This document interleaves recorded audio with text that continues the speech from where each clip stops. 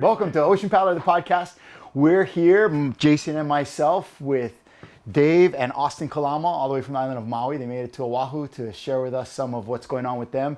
Dave, of course, world champion in many rights, whether it's in stand-up paddling, windsurfing, well known around the world as a multidiscipline waterman. And his son, Austin, who is coming up, of course, in the world of foiling. And the two of them are setting new heights and achieving new things on a weekly basis. Always checking out the Insta feeds about Austin. And it's funny, half of the stuff I see you doing is on his Instagram, and it's so cool, you know. It's like Waterboy. We can be like that Tiger Woods and his daddy. Nice. But you know, it must be neat to like be able to support and challenge and race and have fun and be a dad and a son, but just having that dynamic, but more on a, hey, we're both doing this thing, you know. That's and we'll get into that. But before we get started, we always kick it off with Jason's lightning round of questions about your background in paddling and your experiences in the water. So take it away, Jay. Yeah, being that you guys are Kalamas, we found out a little bit before the podcast started, you guys are all born with paddles in your hands and you're all related. They're all really good in the water. Really good in the water. So speaking of paddles, how many paddles do you have in your possession, like at your house or that you use? Hey, before we even get into that, I just want to say thanks for having us. We're stoked to be here.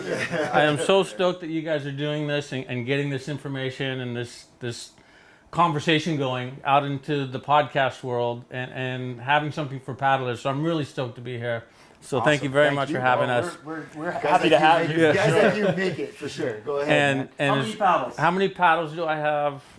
I'm going to guess somewhere in the neighborhood of 40-ish. I don't even really know, because I do a lot of prototypes for stand-up. I've got paddles to loan, my own personal paddles, right. Ones that I've broken and I'll go, oh, I'll fix that later, and they sit around for a decade and you never fix them. So I've got a lot of paddles, canoe, stand-up, and some other weird stuff. Prototype type stuff. Yeah. But no surf ski paddle. No surf ski paddle. That is the one hole in the quiver. That's all right. And how many do you have, Austin? I'd say around between 15 and 20. I got a good amount of stand-up paddles. Right. Yeah, same a few broken ones. I'm gonna fix this soon, but haven't gotten to that yet. And then about 5 sup squats paddles. For the squat together. Gotta have the sup squats quiver. Gotta get the squat together to sup squats, right? Yeah. Nice. With those paddles, what's the favorite run or favorite race or favorite place you guys like to paddle?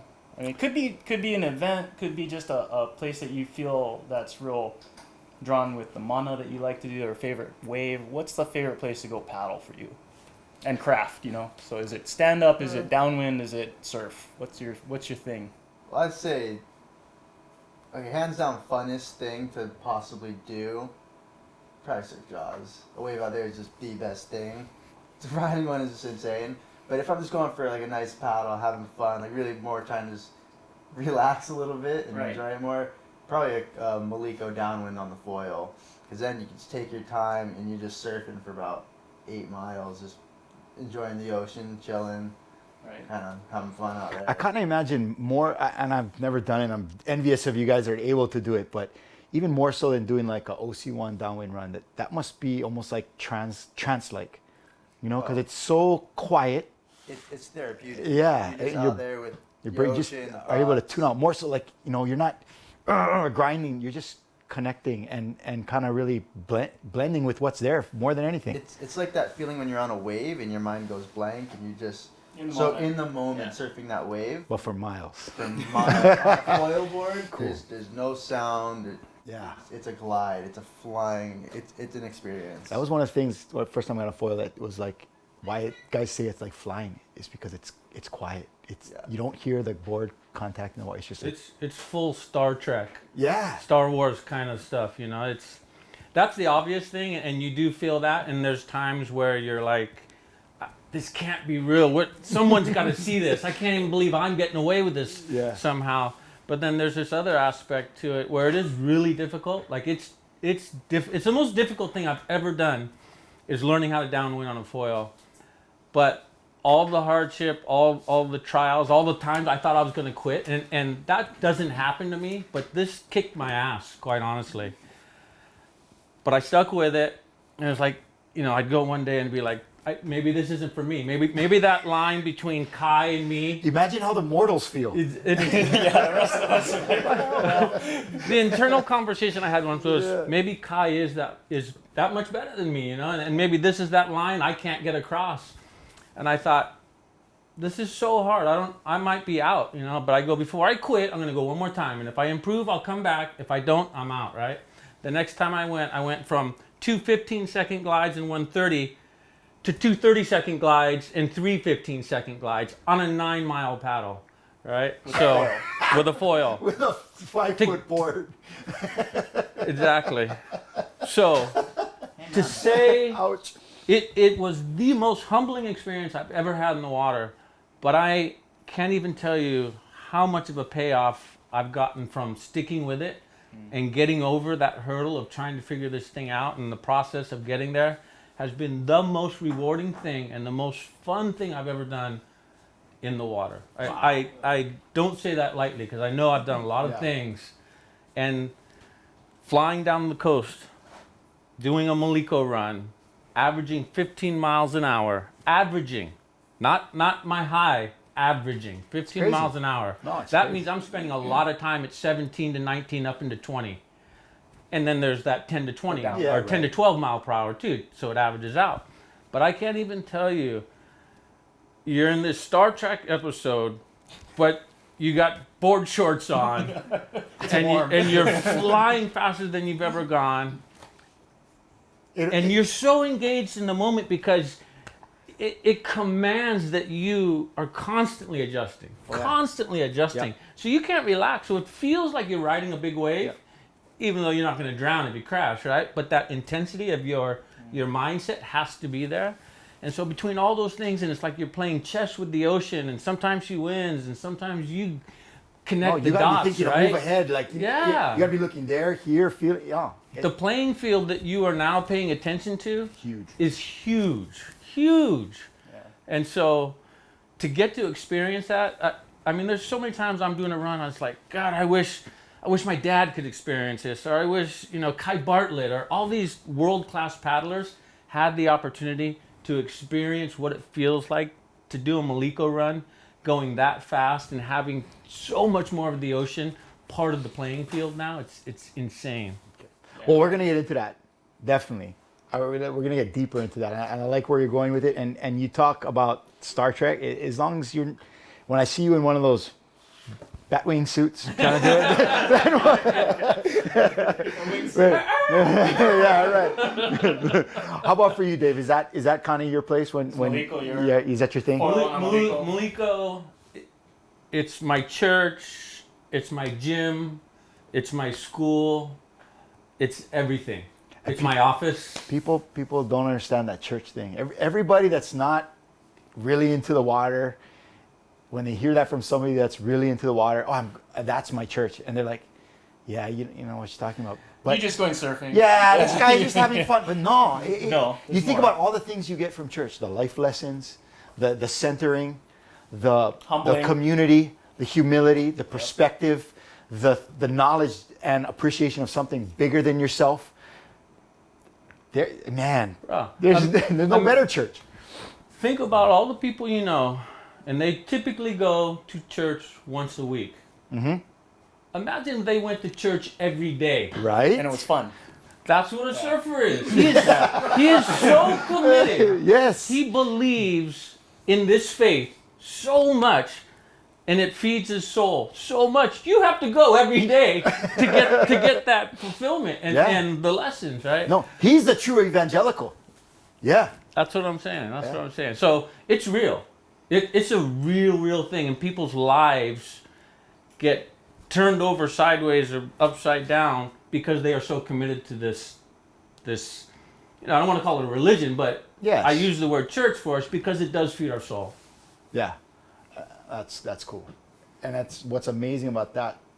In this relationship is being able to share that, pass that, and see that in your son. And then, man, as a dad, There must be nothing better than that. Curse and a blessing. Yeah. Curse and a blessing. That's my board. It's my turn to go. Get out of my way. It's kind of a fork in the road. It could go either way. Some people make a life out of it, and I've been fortunate enough to see all the benefits, and when you commit yourself to it, what you can make of it, right? But there's some people that can get pulled in the wrong direction from all those opportunities. And so I just hope he is disciplined enough and follows my lead enough that he can get all of what it has to offer in a good sense. For what we're seeing, you're doing a good job, Dad, for sure. And son.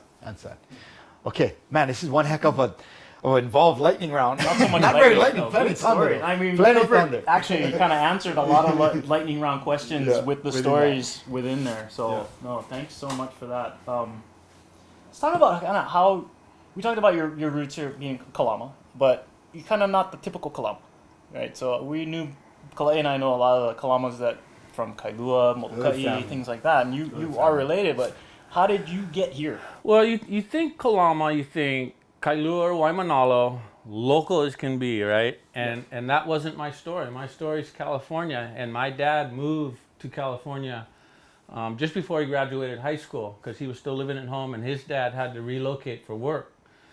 So still living at home, my dad had to go with him. And that's where I was born. Mm-hmm. That's where I grew up when I was young. And then I ultimately moved to Maui when I was 20 years old.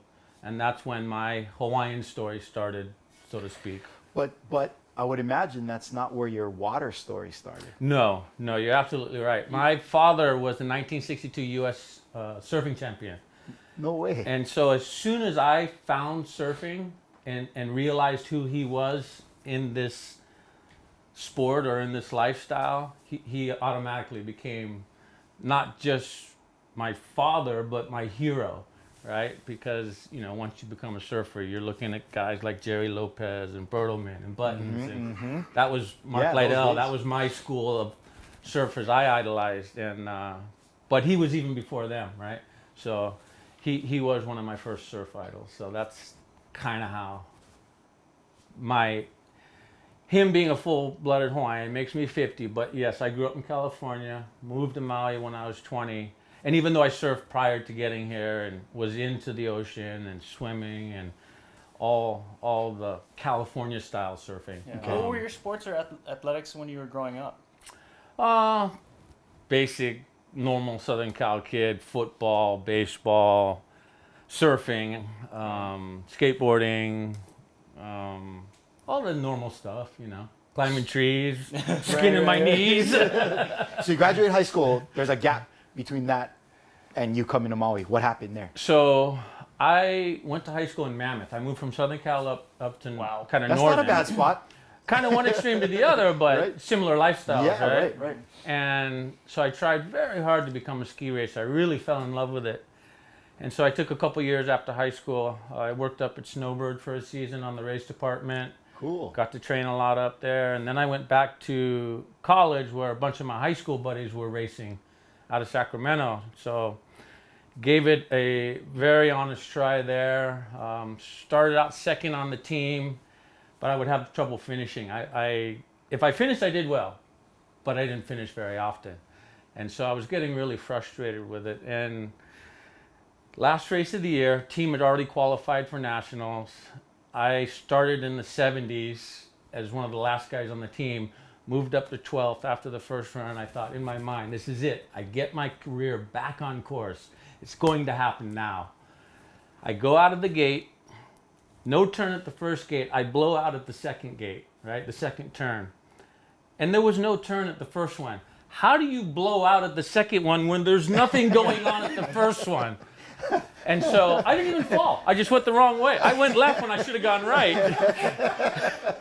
Does that still happen often? Does he still do that? Don't drive with this guy.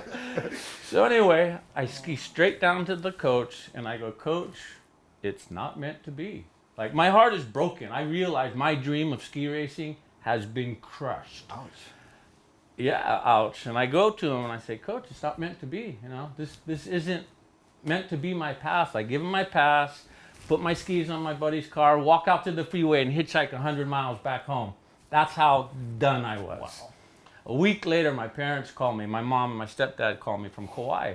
And they go, oh, David, you know, your dad's getting bored over here. He's got no one to play with. We bought you a ticket if you want to come. I was like, all right. So the next day, I'm on my way to Kauai. The plane has to land on Maui to let some passengers off before we go on. And we're flying into Maui on the approach, and I look out the window and I recognize Hokipa because I'm getting into windsurfing at that time. And we land, and back in those days, tiny little airport, and there was a flagpole by where you would pick up your baggage. And the flag is just pinned. Like it is now. Yeah, normal day on Maui. And I literally hear this voice speak to me, this is where you belong. So much so, I turned around to the lady behind me. I thought she was, you know, talking in my ear, kind of pull some kind of gag on me. And I look at her, she looks at me like, what are you looking at, you know? I was like, guess it wasn't her. This is where you belong. And I keep hearing these words in my head, right? And I realize, holy, that's not the lady talking to me. That's voices from I don't know where, right? And I'm kind of tripping on this. But it dawns on me, this is where I belong, right? Why would the plane stop here? So I go on to Kauai. It's all I can think about. I get off the plane, Mom, Dad, I'm moving to Maui, you know, and they go, yeah, whatever. 2 hours later, it's still all I can say, I'm moving to Maui, right? So anyway, the week goes by, we have a great time. Contact one of my uncles that has a place on Maui, and I say, oh, well, you know, I'm moving to Maui, any chance you can help me out? And Pete Siracusa, he goes, yeah, I got a place you can stay, get on your feet. So I call back, I get home, I call my buddy from high school. I say, hey, I'm moving to Maui, you want to go with me? He goes, I'll do it if you do it. I go, then you're moving to Maui. So anyway, Nice. moved to Maui, and United, land at 12:30, in the water by 2:30. It was like I landed in Oz.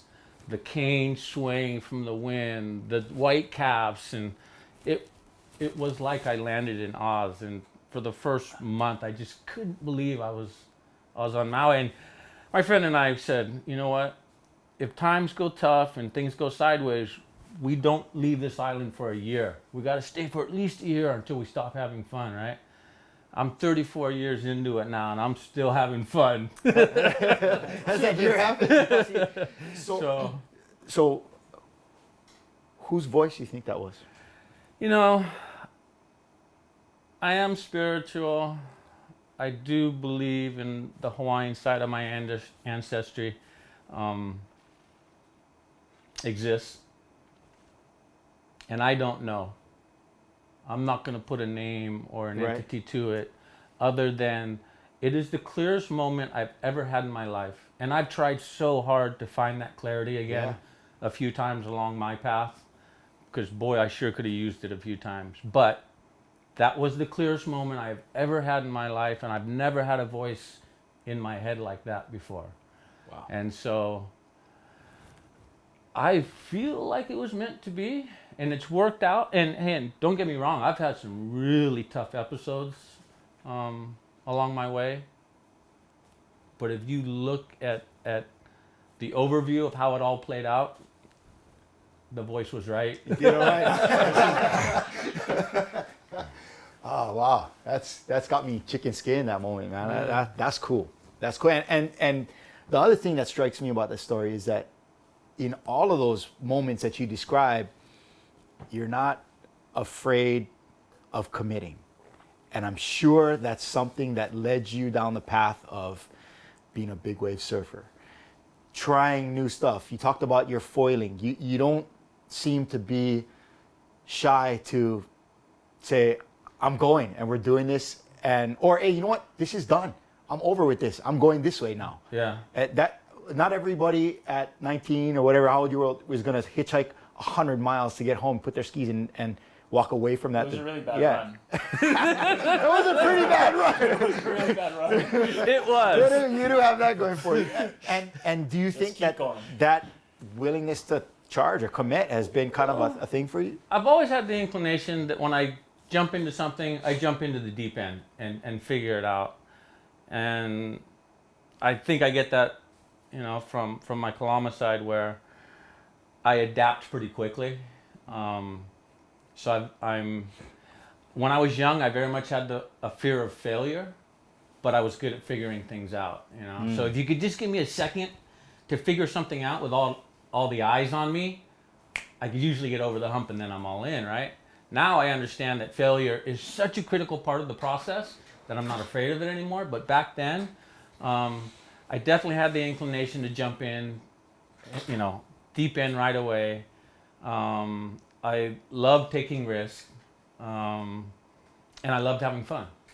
And between those three character traits, they can get you into a lot of trouble. Yeah. No, And a lot of fun. so it's fun, commitment, and that gets you. And you're on Maui in what was actually the beginning of this epicenter of all these sports coming out of that, and you're smack dab in the middle of it. What did you go for? What was your experience? Talk us through that. Well, you know what? When I got to Maui, I surfed, and I was getting into windsurfing. And like I do at that time, windsurfing was in the center of my radar, and I was focused on that. And so it sucked me in. First one in the water, last one out. And it had nothing to do with achieving goals at that point. I just fell in love with this sport.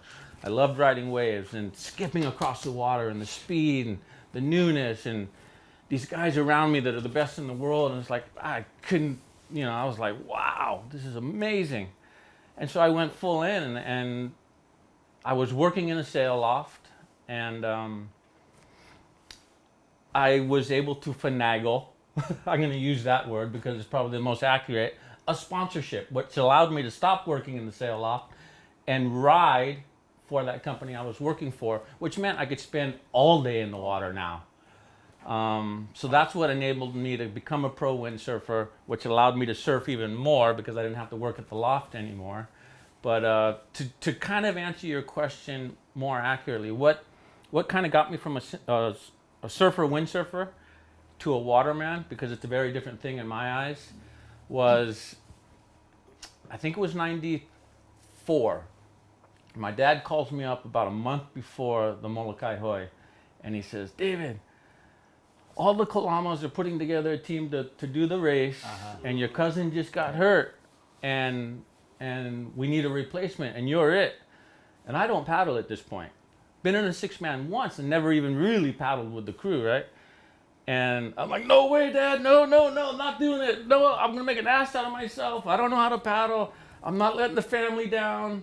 Just full, I don't, ego, don't want to fail, scared. And he could tell I was serious and I was afraid. And so he said, okay, you let it go, right?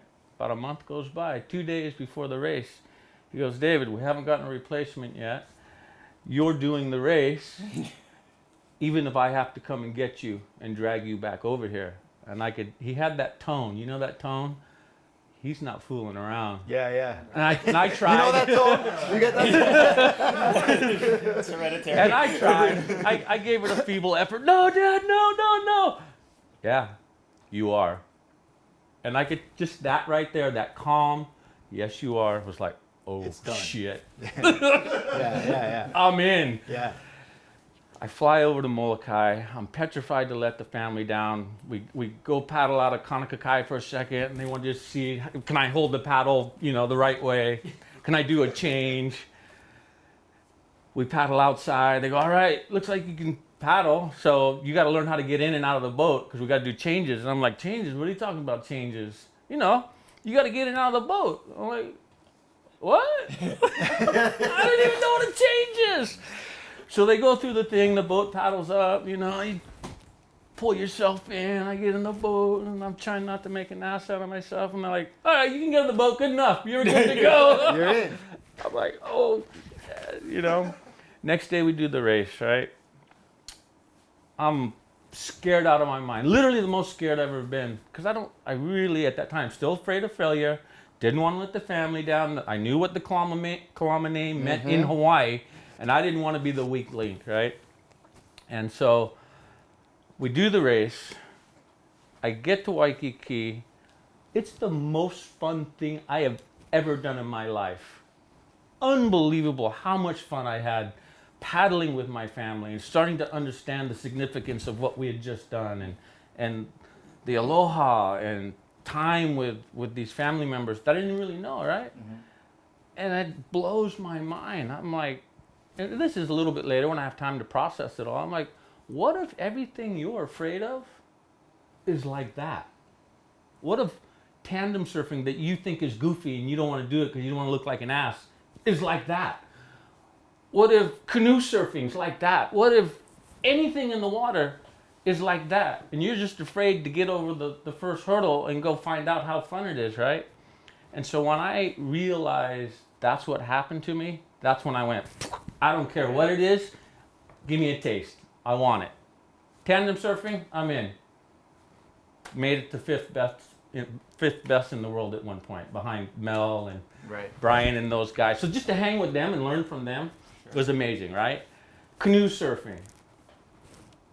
Just blew my mind how fun canoe surfing was. Difficult, but it was like anything, I'm in. And so that's when I kind of made that transition from surfer, windsurfer, to waterman. And that's really when I started to learn what that lifestyle meant, what that mentality meant, probably more importantly than anything. Just having the open mind, being willing to fail. What does that mean? What does that word mean to you? Because I think as many people would agree listening or watching this, that you're one of those individuals that's allowed to make that distinction. There's a lot of people out there can say, oh, that guy's a waterman, or people throw that word around sometimes and not maybe truly grasping or being told what it might mean. Yeah. It's a simple question that has a really profound answer, because there's no true right or wrong, right? It's kind of unique to the individual. But I hear a lot of guys go, oh, that guy's one of the best surfers in the world. What an incredible waterman. No, he's one of the best surfers in the world. Leave it at that. That's quite an accomplishment, right? But that doesn't make him one of the best watermen in the world. It's like saying somebody that skis really well is the World Cup winner is a great mountain man. If you go put him in the backcountry, he'll be dead in a week because he doesn't know how to survive, right? Right.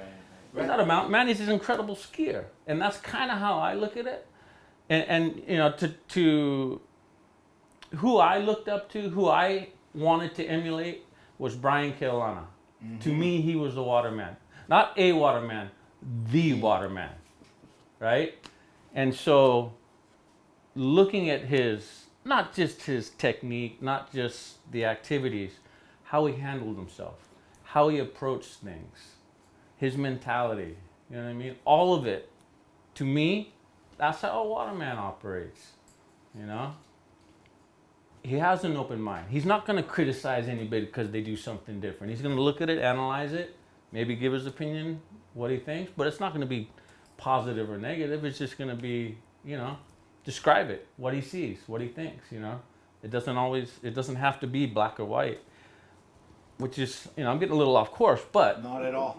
I think you're right on course. A waterman, there's so many things, so many aspects to it. The fishing, spearfishing, sailing, surfing, kite, windsurf, big waves, small waves, you just name them all, right? Doesn't mean you have to do them all to be a waterman, but if you do a handful of those things, it shows a certain mentality and a mindset that's open. And that's probably one of the most major ingredients to being a waterman, in my opinion. Because when your mind's open, now you're going to look at things, and this has been one of the things that has allowed me to discover so many things is, even though I might fail at something, I use that information or that failure to go, oh wait, you know what? If I were to do that same thing, but in windsurfing, that'd be a new trick. Or take the information I learned from windsurfing, where average speeds are 15 to 25 miles an hour, and then apply them to big wave surfing because the speeds are similar. I can take some of that technology I learned from windsurfing and apply it to big wave riding. So that crossover element of different aspects, whether it be technology, experience, water conditions, all of it. When you start to learn, every little bump on the surface of the water has something to offer, either to help you or to work against you. And so just identifying, okay, I need to stay away from that, but this will help. Little things like that across the board, I think lend themselves to you becoming a waterman. It's not just activity based. Siloed, right? Like I'm a Right. good surfer, and then I can be a good paddler, but it's the merging and learning. It's the merging and the mentality. Because when you're like doing one-man runs or downwind runs, you see that texture in the bump. Yes. And you see it, and you're like, wow, that little thing makes me go 15 to 20 miles an hour. If I see that rib on a wave, that's another 15 to 20 miles an hour. Yeah. It's recognition, right? Seeing the water act a certain way. It's a Oh, there's knowledge- current over there. Yeah. And in the ocean, you don't know, you don't think of the current being isolated in like a 50-yard section, but it is. Like I've looked overhead Diamond Head, and you can see like a river flowing up, right? Most people aren't going to even know that's a possibility, you know. And when you're doing runs like that, that's some serious local knowledge. Yeah. You recognize the water activity that tells you that water's going 2 knots the wrong way. Yeah. Stay away from there. Yeah, Stuff like that. Knowledge base Knowledge. more than skill base. And it kind of harkens back to what we were talking earlier about church, right? You know, being open to seeing those things, hearing those things, and how, and that's kind of one of the definitions that I never really thought about it, but until hearing you say it and put it into that, it's never made more sense. All the guys that you think about that are really top watermen, like a waterman's waterman, they kind of have that they got an ease about them, but they're aware of what's going on. They're constant, and it's Brian's thing. They're a risk technician. Or what is I a mean, risk? who's better at identifying a situation What- than Brian within a couple minutes? What does a risk technician have? But an amazing sense of situational awareness. They know what's going on around them all the time. The weather, the people, the water. They have all that, and it kind of makes them just have a certain like calmness and assurance. Yeah. And I mean, Brian can walk up to some beach in Iceland and within 30 seconds know where the deep spots are, where there's reef, how the current's flowing, the wind, just all that stuff, right? That's part of it. That's not all of it, but that's a It's big part of it. Yeah. No, that's for real. Wow. I'm gonna need a second to digest that. I'm still reveling in that right now. I kind of feel like I just went to church. So we'll be right back with more from Dave Kalama and Austin Kalama here at the Ocean Paddler Podcast. We'll be right back.